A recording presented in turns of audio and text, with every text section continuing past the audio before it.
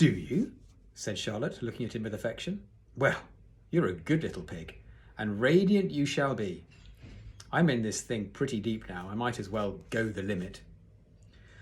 Tired from his romp, Wilbur lay down in the clean straw. He closed his eyes.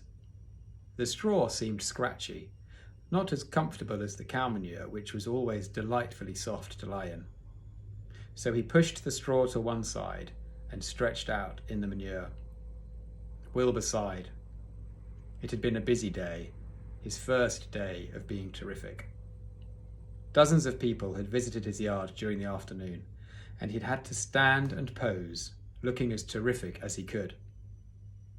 Now he was tired. Fern had arrived and seated herself quietly on her stool in the corner.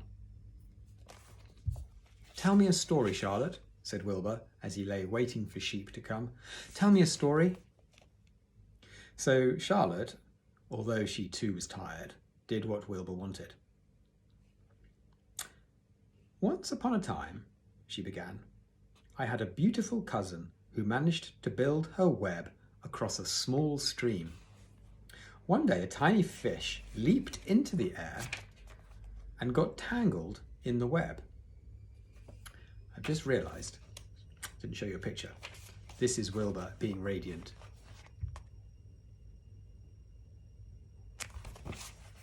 Okay, one day a tiny fish leaped into the air and got tangled in the web. My cousin was very much surprised, of course. The fish was thrashing wildly. My cousin hardly dared tackle it, but she did. She swooped down and threw great masses of wrapping material around the fish and fought bravely to capture it. Did she succeed? Asked Wilbur. It was a never-to-be-forgotten battle, said Charlotte. There was the fish, caught only by one fin, and its tail wildly thrashing and shining in the sun. There was the web, sagging dangerously under the weight of the fish. How much did the fish weigh? Asked Wilbur eagerly. I don't know, said Charlotte. There was my cousin, slipping in, dodging out, beaten mercilessly over the head by the wildly thrashing fish, dancing in, dancing out, throwing her threads and fighting hard. First she threw a left around the tail. The fish lashed back. Then a left to the tail and a right to the midsection. The fish lashed back. Then she dodged to one side and threw a right, and another right to the fin. Then a hard left to the head, while the web swayed and stretched. Then what happened? Asked Wilbur. Nothing, said Charlotte. The fish lost the fight. My cousin wrapped it up so tight it couldn't budge. Then what happened? Asked Wilbur. Nothing. My cousin kept the fish for a while, and then when she got good and ready, she ate it. Tell me another story, begged Wilbur. So Charlotte told him about another cousin of hers who was an aeronaut. What's an aeronaut? Asked Wilbur. A balloonist, said Charlotte. My cousin used to stand on her head and let out enough thread to form a balloon. Then she'd let go and be lifted into the air and carried upwards on the warm wind. Is that true? Asked Wilbur. Or are you just making it up? Sorry, I've got to close my door because I can hear my washing machine.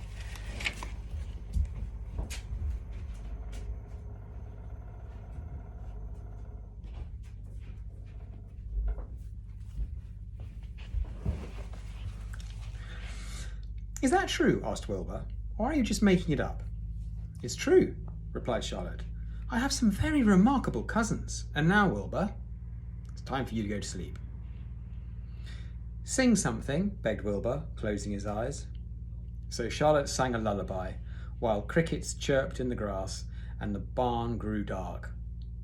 This was the song that she sang. Right, I don't know the tune to this. Sleep, sleep, my love, my only, deep, deep in the dung and the dark. Be not afraid and be not lonely. This is the hour when frogs and thrushes praise the world from the woods and the rushes. Rest from care, my one and only, deep in the dung and the dark. But Wilbur was already asleep. When the song ended, Fern got up and went home. Shall I read a little bit more? Chapter 14. Dr. Dorian. The next day was Saturday. Fern stood at the kitchen sink drying the breakfast dishes as her mother washed them. Mrs. Arable worked silently. She hoped Fern would go out and play with other children instead of heading for the Zuckerman's barn to sit and watch animals. "Charlotte is the best storyteller I ever heard," said Fern, poking her dish towel into a cereal bowl. "Fern," said her mother sternly, "you must not invent things. You know spiders don't tell stories. Spiders can't talk." "Charlotte can," replied Fern. "She doesn't talk very loud, but she talks." "What kind of story did she tell?" asked Mrs. Arable. "Well, she told me about a cousin of hers who caught a fish in her web. Don't you think that's fascinating?" "Fern, dear, how would a fish get in a spider's web?" said Mrs. Arable. "You know it couldn't happen. You're making this up." "Oh, it happened all right," replied Fern. "Charlotte never fibs. This cousin of hers built a web across a stream. One day she was hanging around on the web and a tiny fish leaped into the air and got tangled in the web. The fish was caught by one fin, Mother. Its tail was wildly thrashing and shining in the sun. Can't you just see the web sagging dangerously under the weight of the fish? Charlotte's cousin kept slipping in, dodging out, and she was beaten mercilessly over the head by the wildly thrashing fish.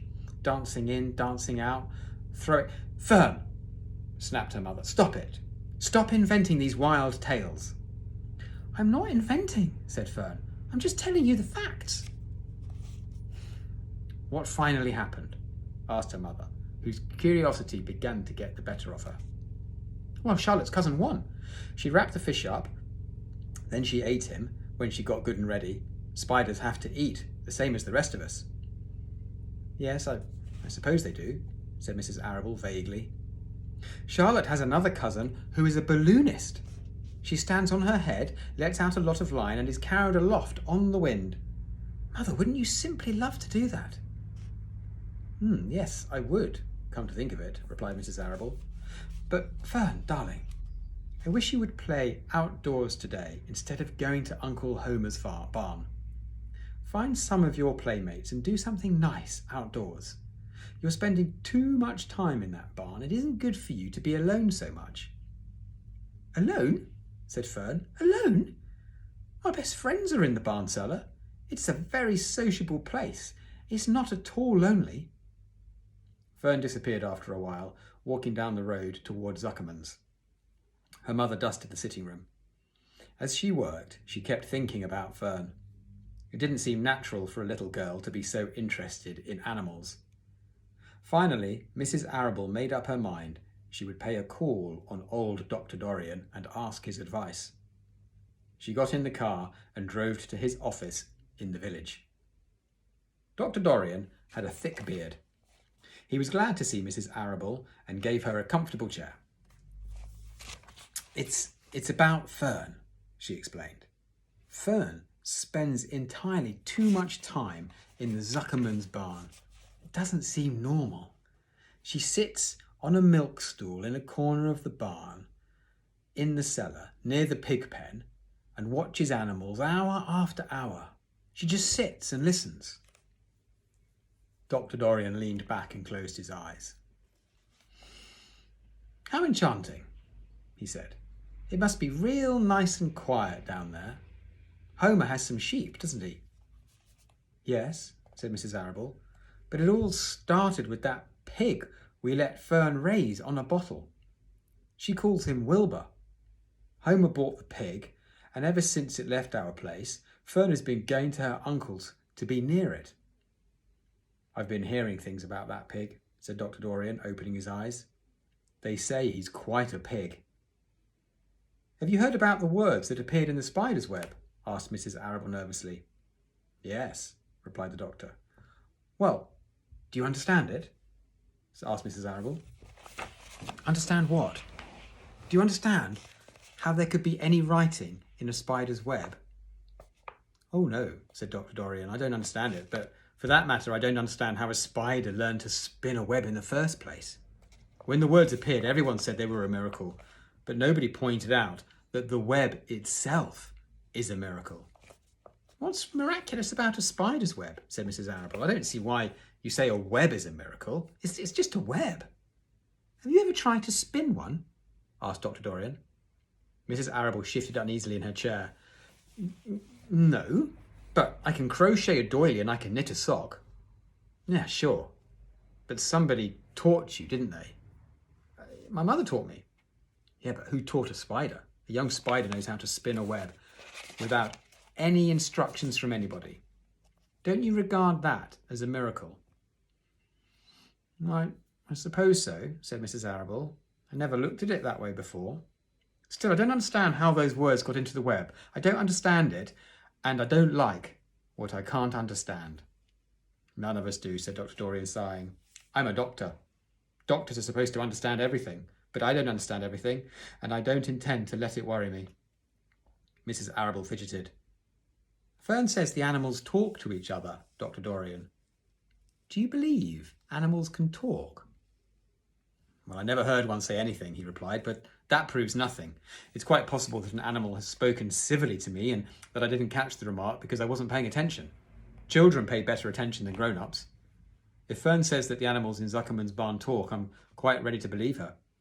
Perhaps if people talked less, animals would talk more. People are incessant talkers. I can give you my word on that. Okay, well, I feel better about Fern. You don't think I need to worry about her? Does she look well? Yes. Good appetite? Yeah, she's always hungry. Does she sleep well? Yes. Then don't worry, said the doctor. Do you think she'll ever start thinking about something besides pigs and sheep and geese and spiders? How old is Fern? She's 8. Well, I think she'll always love animals, but I doubt that she spends her entire life in Homer Zuckerman's barn cellar. How about boys? Does she know any boys? Well, she knows Henry Fussy, said Mrs. Arable brightly. Dr. Dorian closed his eyes again and went into deep thought. Henry Fussy. Remarkable. Well, I don't think you have anything to worry about. Let Fern associate with her friends in the barn if she wants to. I would say offhand that spiders and pigs were fully as interesting as Henry Fussy. Yet, I predict that the day will come when even Henry will drop some chance remark that catches Fern's attention. It's amazing how children change from year to year. How's Avery? He asked, opening his eyes wide. Oh, Avery, chuckled Mrs. Arable. Avery's always fine. Of course, he gets into poison ivy and gets stung by wasps and bees and brings frogs and snakes home and breaks everything that he lays his hands on. He's fine. Good, said the doctor. Mrs. Arable said goodbye and thanked Dorian very much for his advice. She felt greatly relieved. Right, I'm just going to show you the picture of Mrs. Arable and Dr. Dorian. And I will continue tomorrow. Tomorrow we are on chapter 15, which is entitled The Crickets. Goodbye, boys and girls. See you tomorrow.